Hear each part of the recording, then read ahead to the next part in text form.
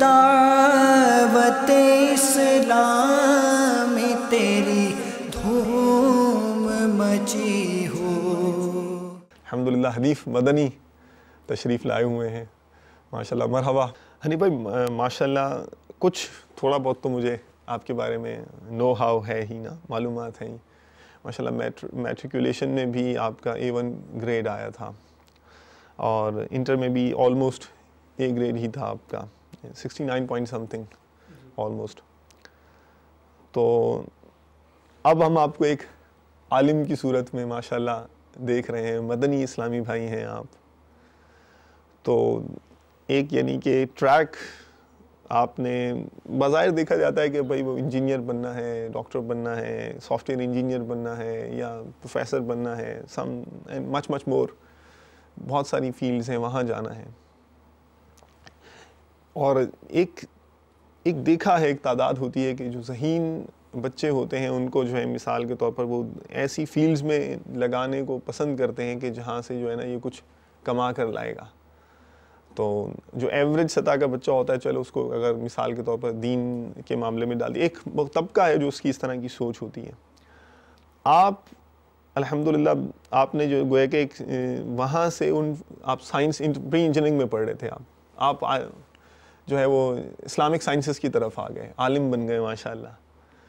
تو مجھے یہ ذہن میں سوال تو پیدا ہوگا نا کہ ماحول میں آنے کا جو ہے وہ سبب وہ کیا تھا، کس طرح سے سوچیں انسپائر ہوئیں، کیا وہ عوامل تھے کہ جو آپ کے ذہن سازی کر کے ایک ہم ذہین اسلامی بھائی جو ہے الحمدللہ وہ دین کی خدمت میں مشغول عمل ہو گیا، اور آج وہ اتنی ساری دین کی خدمتیں کر رہا ہے الحمدللہ اللہ کے کرم سے۔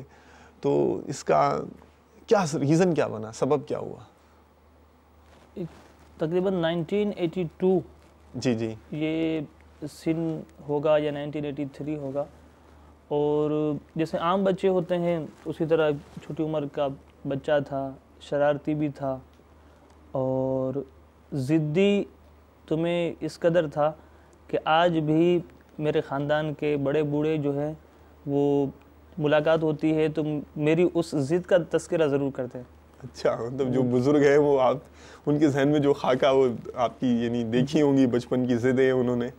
ہاں بہت ضدی تھا میں، اور پھر اسی طرح عام بچوں کی طرح کرکٹ کھیلنا، ویڈیو گیمز کھیلنا، اپنے اوقات کو یوں ہی ضائع کرنا، اچھا دوستوں کے ساتھ جھمیلوں میں رہنا، یہ ساری سچویشن رہتی تھی۔ ہمارے والدین یعنی میرے جو والدین ہیں ان کی ایک خواہش ہوتی تھی، کوشش ہوتی تھی کہ گھر ہمارے ان دنوں میں شفٹنگ رہی تھی چند ایک گھروں میں، تو وہ کوشش کرتے تھے کہ قریب سے قریب کسی مدرسے میں بھی مطلب ہمیں داخل کر دیں۔ تو اسکول کے ساتھ ساتھ ان دنوں مدرسہ شروع کیا تھا، اور پھر وہ جیسے بتایا کہ کچھ یعنی پڑھائی میں یوں بہتر تھے، تو استاد صاحب نے گھر والوں کو ذہن دیا کہ اگر یہ حفظ کر لیں تو اس وقت ذہن میں کوئی ایسا خاکہ بھی نہیں تھا کہ حفظ کیا، اس کی کیا برکتیں، کیا فضیلت، کیا اہمیت، کچھ نہیں پتہ تھا۔ بہرحال پھر حفظ کے شعبے میں داخلہ لے لیا، اسی طرح شفٹوں میں پڑھتے رہے اور قرآن پاک حفظ کر لیا 1985 میں۔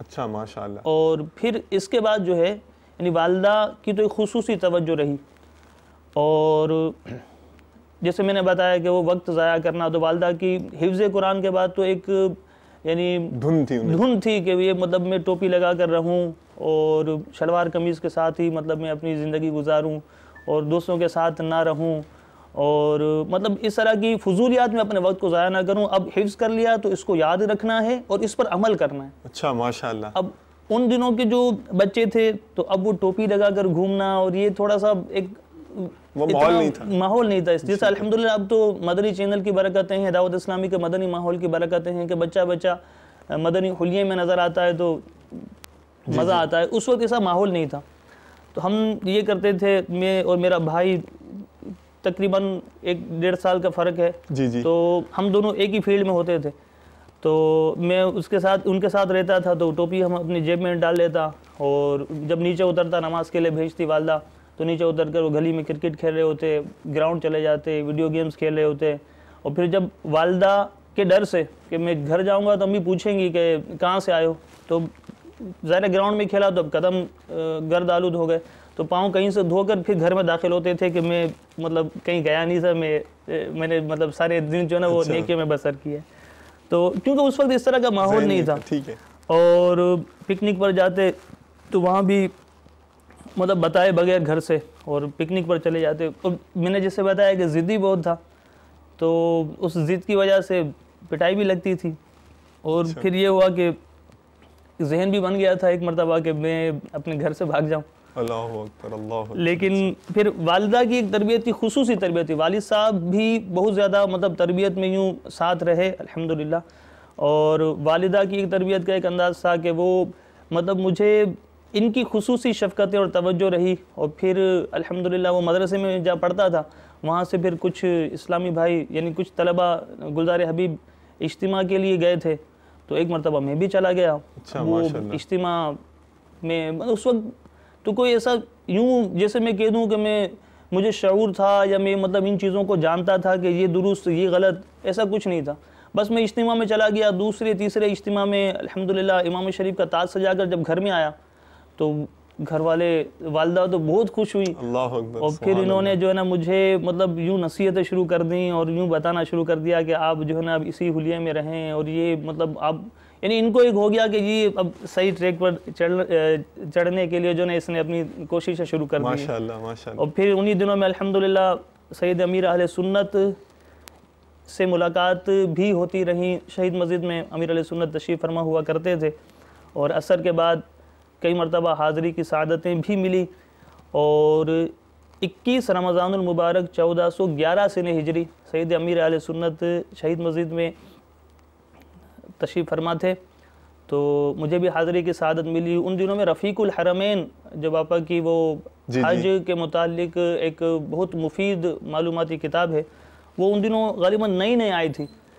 تو میں بھی وہ لے کر حاضر ہو گیا, جیسے کسی بڑے کے پاس جا کر آٹوگراف لیتے ہیں تو میں بھی حاضر ہو گیا کہ مجھے بھی مطلب جو نا کچھ تحریر مل جائے. بک سائننگ سرمنی. جی بک سائننگ. تو وہ امیر علیہ سنت نے اس پر مطلب وہ مجھے کچھ تحریر کر کے دے دیا. آج تک میرے پاس الحمدللہ محفوظ ہے. ماشاءاللہ. اور آج جب اس کو دیکھتا ہوں تو یوں ہوتا ہے کہ امیر علیہ سنت کی ایک تربیت تھی کہ یعنی وہ کسی سے اگر ہم آٹوگراف لیتے ہیں تو اسے سائن کر لیتا ہے یا کچھ بھی مطلب اپنے طور پر لکھ دیتا ہوگا, لیکن امیر علیہ سنت نے اس وقت بھی نیکی کے کاموں کی طرف توجہ دلائی. اور وہ جو ہے نا ایک مدنی پھول اس طرح کا لکھ کر دیا کہ کسی ایک سے یا چند سے دوستی گانٹھ کر اگر رہو گے تو دین کی عظیم خدمت سے محروم رہ جاؤ گے.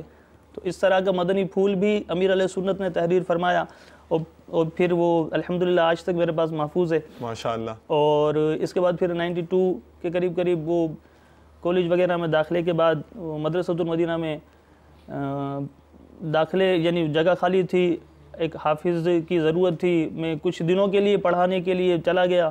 اور پھر الحمدللہ مدرسۃ المدینہ سے وابستہ ہو گیا, اور وہیں سے پھر جو ہے یعنی اگر میں کہوں کہ درس نظامی کا شوق تو الحمدللہ یہ مجھے امیر اہل سنت کی شفقتیں رہیں اور آپ کی توجہ اور آپ کا علم دین سے شغف دیکھ کر اور علم دین کے فضائل اور یہ ساری چیزیں سن کر پھر انہی دنوں میں دوران تدریس جامعہ کی ایک شاخ شام کے وقت میں ہوتی تھی, تو وہ مدرسے سے فارغ ہو کر ہم جایا کرتے تھے. اور پھر ایک پرائیویٹ جگہ پر پڑھ کر اور ایک سنی دارالعلوم سے سن 2000 میں غالباً یا اس سے کچھ 99 میں یہ سن فراغت تھا میرا, اور یوں درس نظامی مکمل کیا. ماشاءاللہ ماشاءاللہ. اے دعوت اسلام تیری دھوم مچی